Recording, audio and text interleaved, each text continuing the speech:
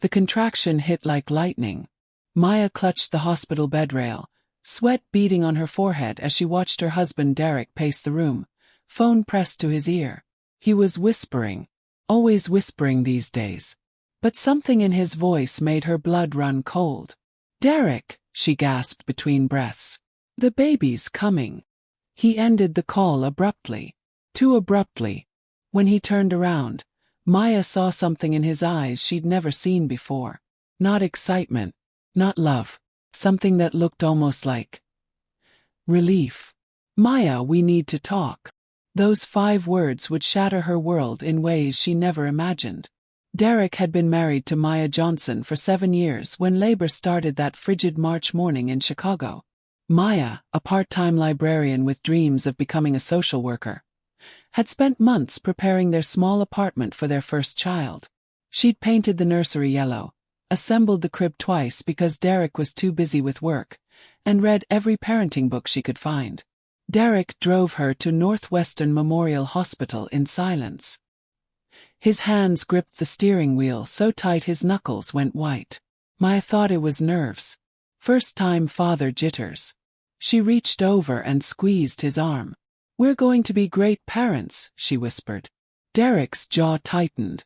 He didn't respond. The labor room smelled like disinfectant and fresh linens. Nurses bustled around, checking monitors, adjusting her bed. Maya's contractions were getting stronger, closer together. She was almost ready to push when Derek walked over with a manila envelope in his hands. "What's that?" Maya asked, her voice strained from pain. Derek's eyes dotted everywhere except her face. "Papers." "What kind of papers?" "Hospital forms." He shook his head slowly. "Divorce papers." The words hit her harder than any contraction. Maya's vision blurred. She thought the epidural was making her hallucinate. "What did you say?" "I can't do this anymore, Maya. I've been seeing someone else. Someone who gets me. You'll be better without me dragging you down." Maya's mouth opened, but no sound came out. Another contraction ripped through her body, but the physical pain couldn't compete with what was happening to her heart. "Derek, please. The baby's coming right now. Can we talk about this later?" "There's nothing to talk about. I've made up my mind." He placed the envelope on her bedside table, next to the cup of ice chips she'd been sucking on all morning. Then he turned and walked toward the door. "Derek, wait." He paused without turning around. "I'll send my lawyer to handle everything else." The door closed behind him with a soft click that echoed like thunder. Maya lay there, frozen in disbelief. Nurses rushed in, alerted by her monitor readings. They saw her heart rate spiking, her blood pressure climbing, but they had no idea why. How could she explain that her husband had just walked out on her during labor? "Mrs. Johnson, you need to focus on your breathing," the lead nurse said gently. "Your baby needs you right now." Maya clenched her fists and screamed. Not just from the pain of childbirth, but from the agony of betrayal. She pushed with everything she had, channeling her rage and heartbreak into bringing her son into the world. Gabriel Michael Johnson was born at 3:47 p.m., weighing 7 pounds 2 ounces. When the doctor placed him on Maya's chest, she looked into his dark eyes and made a promise that would change both their lives forever. "It's just you and me now, baby boy. But I swear you'll never feel unwanted. Not as long as I'm breathing." The next few days blurred together. Derek never came back. He didn't sign the birth certificate. He didn't even call to check if his son was healthy. Maya discharged herself early because she couldn't stand the pitying looks from nurses who kept asking where the father was. Home felt different, colder. The yellow nursery she'd painted with such hope now mocked her with its cheerful walls. She'd planned to bring Gabriel home to a family. Instead, she carried him into a broken dream. The first month was torture. Gabriel had colic and cried for hours every night. Maya walked the floors of their small apartment, bouncing him, singing lullabies through her own tears. Some nights she wondered if Derek was right. Maybe Gabriel would be better off without her. But every morning, when Gabriel's cries quieted and he looked up at her with those trusting eyes, Maya found strength she didn't know she had. Money was tight. Derek had emptied their joint account before leaving.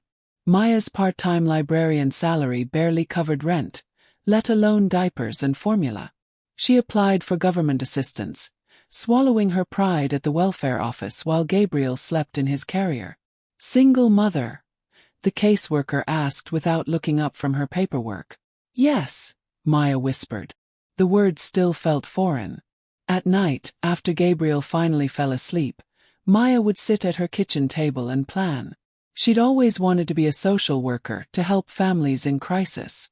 Now she understood crisis in ways she never had before. She enrolled in online courses through Chicago State University. While Gabriel napped, she studied child development and family systems.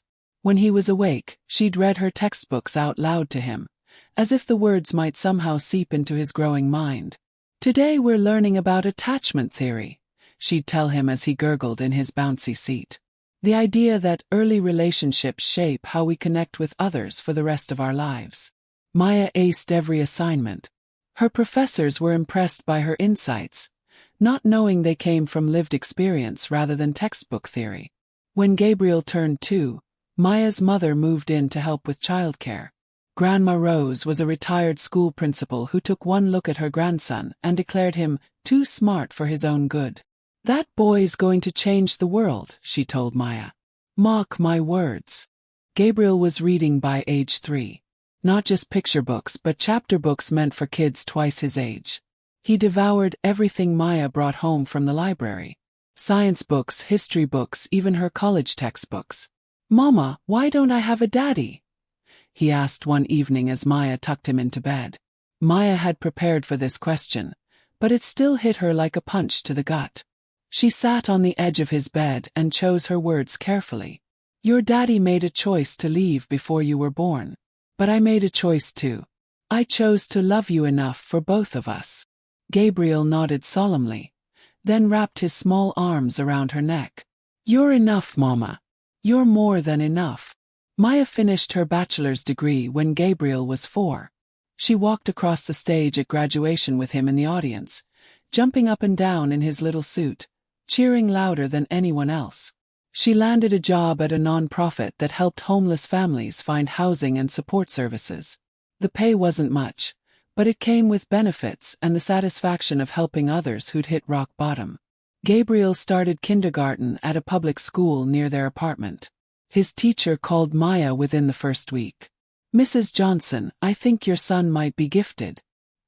He's reading at a 5th grade level and he's solving math problems I haven't even taught yet. Maya wasn't surprised. She'd watched Gabriel teach himself algebra using YouTube videos. She found him a Saturday enrichment program for gifted kids, working extra hours to pay the fees. When Gabriel was 7, they ran into Derek at a grocery store. Maya was reaching for cereal on a high shelf when she heard a familiar voice behind her. Maya! She turned around and there he was.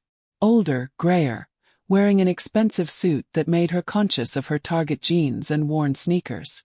Derek! Her voice was flat, emotionless. You look. He paused, searching for words. You look good. Really good. Maya didn't respond. Gabriel appeared at her side, having wandered back from the candy aisle with a questioning look. Who's this guy, Mama? Derek's eyes widened as he took in Gabriel's face. His own eyes staring back at him from a miniature version of Maya's features. This is my son, Maya said simply. Gabriel. Derek opened his mouth, then closed it. For a moment, he looked like he might say something meaningful. Instead he just nodded. He's handsome. Smart-looking kid. He is smart. Smarter than anyone I know. Gabriel tugged on Maya's sleeve. Can we go, Mama? I want to get home and finish my science project.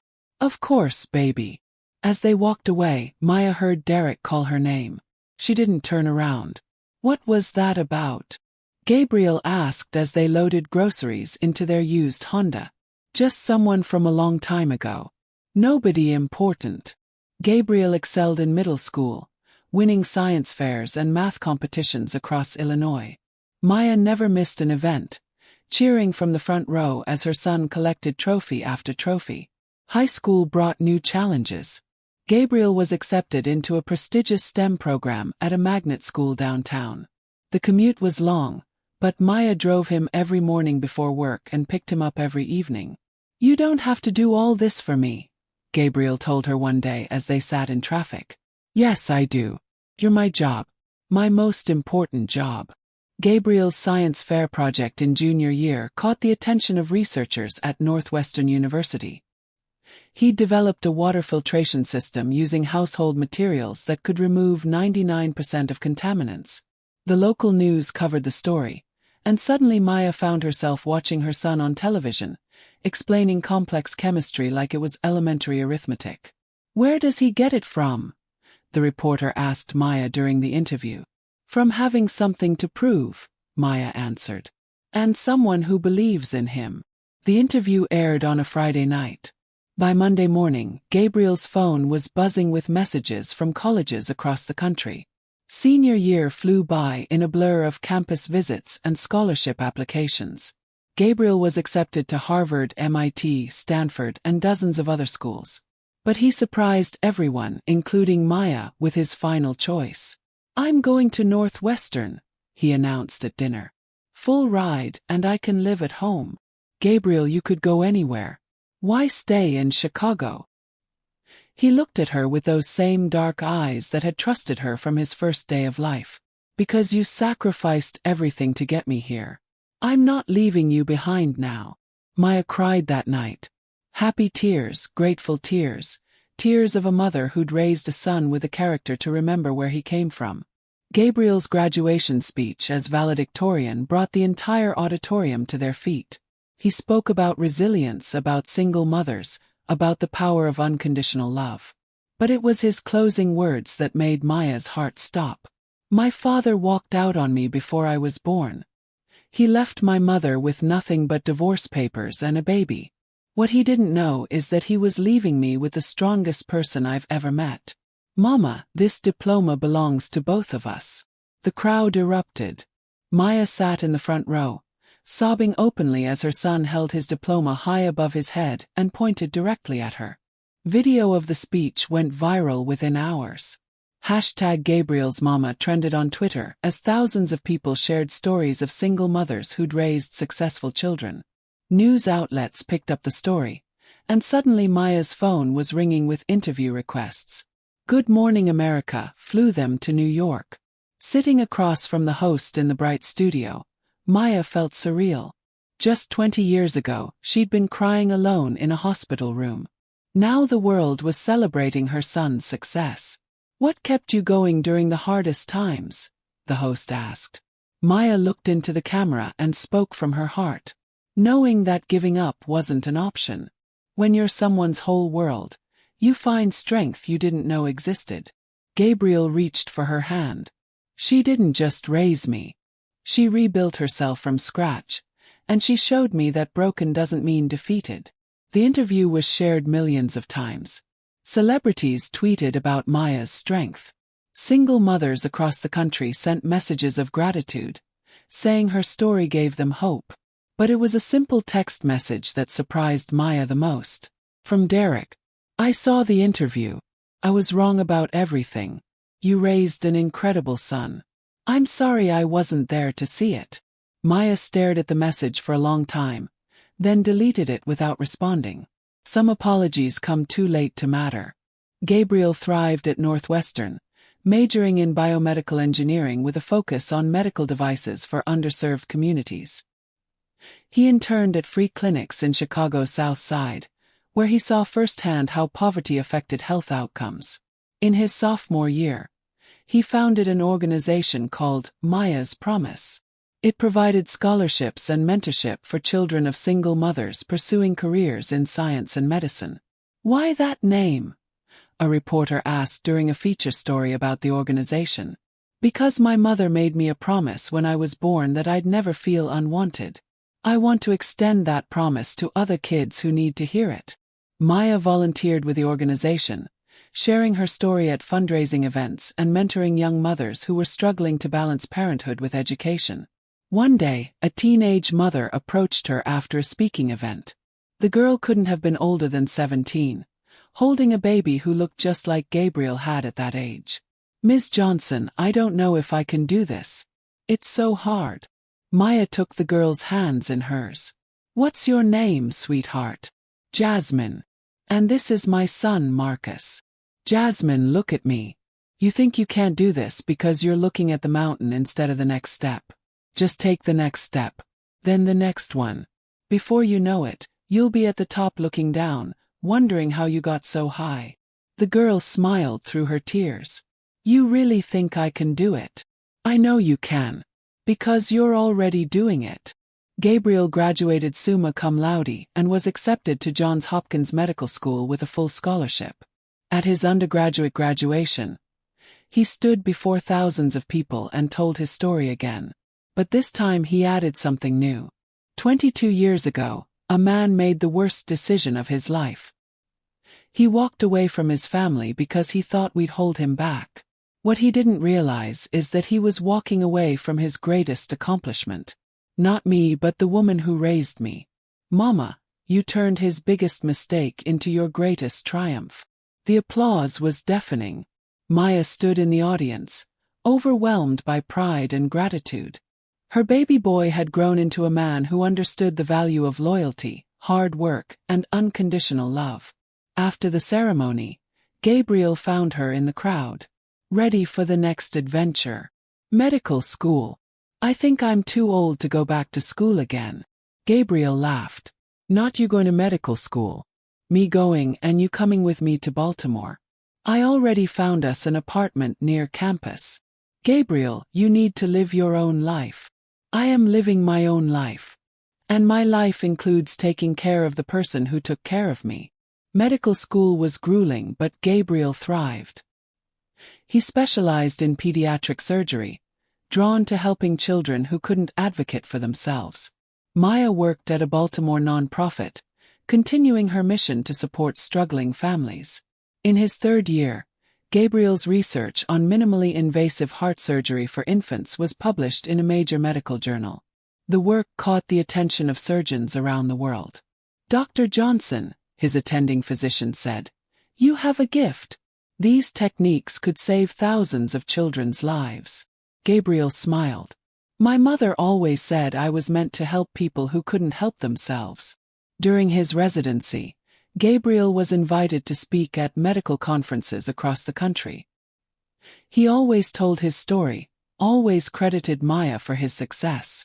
The medical community began to know them as a team, the single mother and the son who'd become one of the most promising young surgeons in America. One conference changed everything. Gabriel was presenting his research at Johns Hopkins when a man in the audience raised his hand during the question period. "Dr. Johnson, your research is impressive. But I'm more interested in your personal story.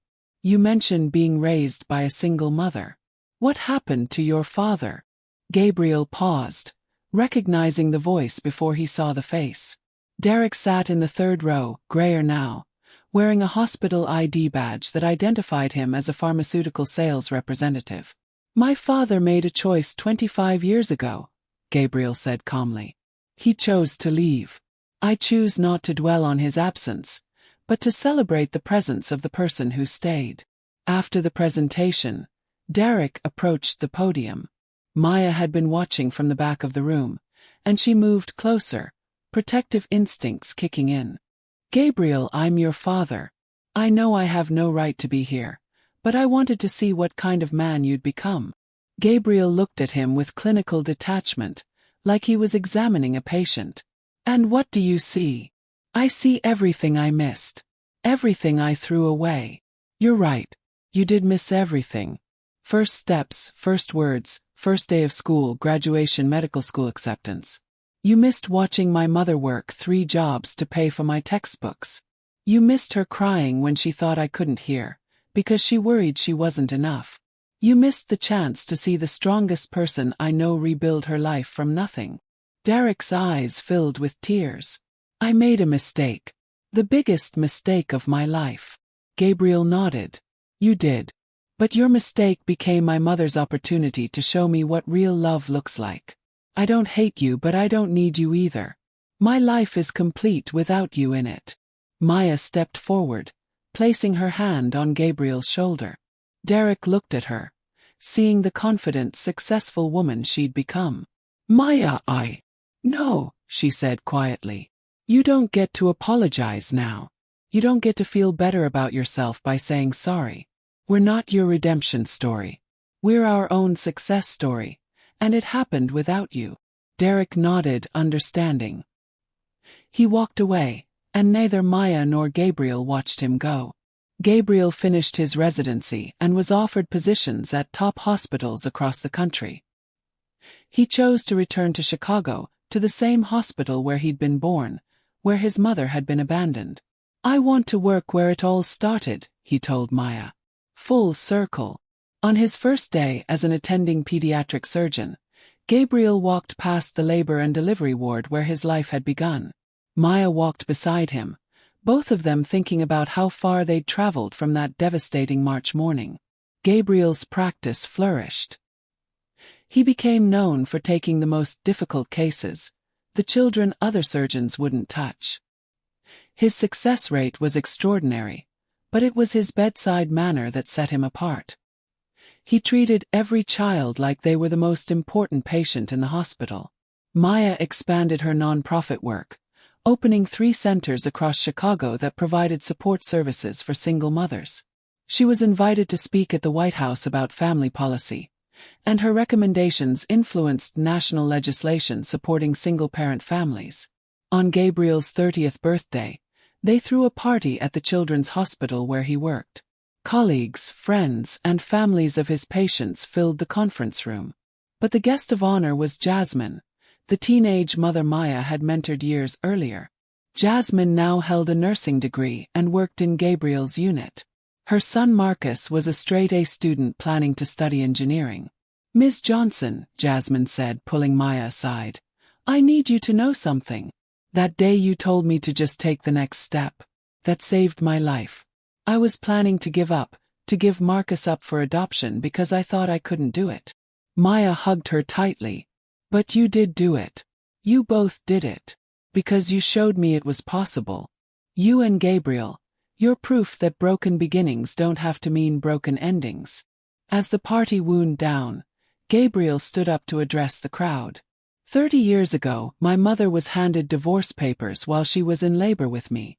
The man who was supposed to protect us walked away when we needed him most. But you know what? He did us the biggest favor of our lives. The room was silent, hanging on every word. He left us with each other. And that was enough. More than enough. Mama, you took the worst day of your life and turned it into the foundation for everything good that came after. You didn't just raise a son. You raised hope. You raised proof that love is stronger than abandonment, that commitment matters more than DNA, that a mother's faith can move mountains. Maya was crying again, but this time they were tears of pure joy. Gabriel continued. Today I'm announcing the Maya Johnson Foundation for Single-Parent Families. We're endowing it with $5 million to provide education, healthcare, and support services for families who've been left behind. The room erupted in applause. Maya covered her face with her hands, overwhelmed by her son's generosity. But that's not all, Gabriel said, grinning. Mama, I have one more surprise. He handed her an envelope. Inside was a deed to a house, a beautiful Victorian home in a tree-lined neighborhood she'd admired for years.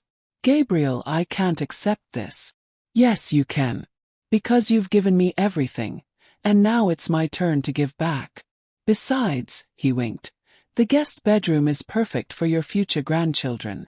6 months later, Gabriel married Dr. Alicia Henderson, a fellow pediatric surgeon he'd met during residency. Maya walked him down the aisle, both father and mother in one person, just as she'd been his entire life. The wedding was featured in several magazines, not because of celebrity guests or expensive flowers, but because of Gabriel's wedding vows. Alicia, I learned about love from watching my mother. She showed me that love isn't just a feeling, it's a choice you make every single day. She chose to love me when I was helpless. She chose to sacrifice for me when I couldn't appreciate it. She chose to believe in me when I couldn't believe in myself. That's the kind of love I promise to give you every day for the rest of our lives." Maya dabbed at her eyes as she watched her son promise to love someone the way she'd loved him, unconditionally and completely. 2 years later, Gabriel and Alicia welcomed twins, a boy and a girl they named David and Grace. Maya held her grandchildren for the first time in the same hospital where Gabriel had been born, in a room just down the hall from where her heart had been broken 32 years earlier. "Grandma Maya," Gabriel said, placing David in her arms. "Meet the next generation." Maya looked down at the tiny faces and made the same promise she'd made to Gabriel all those years ago. "You'll always be loved. Always be wanted. Always be enough." As she rocked her grandchildren, Maya thought about the woman she'd been that March morning when Derek walked out. Broken, scared, convinced her life was over. If she could go back and tell that young mother what the future held, she wouldn't. The journey was too important, the struggle too necessary for the triumph. Gabriel found her later, sitting in the hospital chapel, babies sleeping peacefully in her arms. "Penny, for your thoughts. I was thinking about your father. Wondering if he knows what he missed." Gabriel sat beside her. "Does it matter?" Maya considered the question. "No. I used to think about him sometimes, wonder if he regretted leaving. But I don't anymore. His loss was our gain. His absence created space for something better." "What's that?" "This family we built from scratch. These babies who'll grow up knowing they're loved not because they're perfect, but because they're ours." Gabriel nodded. "You know what the best part is? These kids will never know what it feels like to be abandoned. They'll never doubt their worth. Because you broke that cycle." Maya smiled, looking down at her sleeping grandchildren. "We broke that cycle." As the sun set over Chicago, painting the sky in shades of orange and pink, Maya reflected on the path that had brought her here. Every tear, every sleepless night, every moment of doubt had led to this perfect peace. The divorce papers Derek had delivered 32 years ago were filed away in a box somewhere, forgotten and meaningless. But the promise she'd made to her newborn son, the vow to love him enough for 2 parents, that promise had changed everything. She'd kept her word. Gabriel had never felt unloved, unwanted, or unworthy. And now he was passing that same unconditional love to his own children, creating a legacy that would last for generations. Derek had tried to destroy their family before it even began. Instead, he'd given Maya the greatest gift of her life, the chance to prove that love is stronger than abandonment, that commitment matters more than convenience, and that sometimes the worst thing that happens to you becomes the foundation for everything good that comes after. Standing up slowly, careful not to wake the babies, Maya whispered a prayer of gratitude. Not for the easy path, but for the strength to walk the difficult one. Not for a perfect life, but for a meaningful one. Gabriel joined her at the window, looking out at the city where their story had begun. "Any regrets, Mama?" Maya thought for a moment, then shook her head. "Not one. Every heartbreak, every struggle, every tear led us here. I wouldn't change a single day." As they stood together, 3 generations of a family built on love rather than biology, Maya knew she'd accomplished something rare and precious. She'd taken the pieces of a broken dream and built something stronger, something lasting, something beautiful. The story that began with divorce papers and a broken heart had become a testimony to the power of a mother's love and the resilience of the human spirit. And this was only the beginning. If this story touched your heart, hit that like button and let me know in the comments what you thought about Maya's incredible journey. Have you or someone you know overcome impossible odds to create something beautiful? Share your stories below. And don't forget to subscribe for more inspiring stories that prove love always wins in the end. Your support means everything, and I can't wait to share more stories that remind us all of the strength we carry inside.